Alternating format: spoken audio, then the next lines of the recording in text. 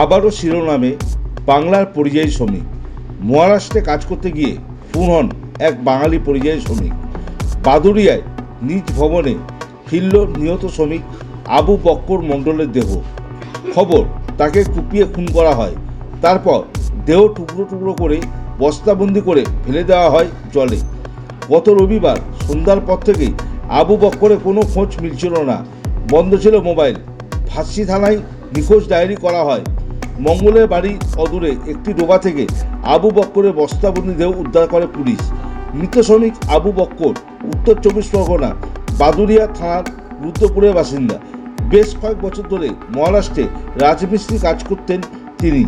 সম্প্রতি আবু বক্কর স্ত্রীর সঙ্গে মহারাষ্ট্রের ফাঁসি থানা এলাকার ওয়াশিগাঁওয়ে থাকতেন। বৃহস্পতিবার রাতে দেহ গ্রামে পৌঁছায়। রাতেই শেষকৃত্য সম্পন্ন হয় তার। গেছে ওই ছাইটি কাজ করতে গেছে, তা ওই সব তারাই খুন করেছে। খুন করে ওই বোম্বাইয়ে খাড়িতে রেখেছে, খাতার মধ্যে পুঁতে দিয়েছে।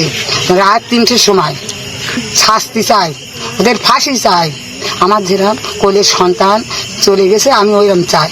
পরিযায়ী শ্রমিক হয়ে মহারাষ্ট্রে কাজে গেছিল, সেখানে ওর যেভাবে হত্যা করা হয়েছে, কেটে পিস পিস করে গর্তয় পুঁতে রেখেছিল। ওর একদিন পুঁতে রেখেছে। ওর যে এই কাজ করেছে তার আমরা চরম শাস্তি চাই। এর সাথে যারা জড়িত আছে তাদেরও চরম শাস্তি চাই। আমরা দিদির কাছেও অনুরোধ করছি যে দিদি, এই পরিযায়ী শ্রমিক বারবার এরকম খুন হচ্ছে, আপনারা একটু দেখুন। বারবার এভাবে যেভাবে নৃশংসভাবে হত্যা করেছে, ভাষায় প্রকাশ করা যাবে না। ব্যুরো রিপোর্ট, লটারি সংবাদ।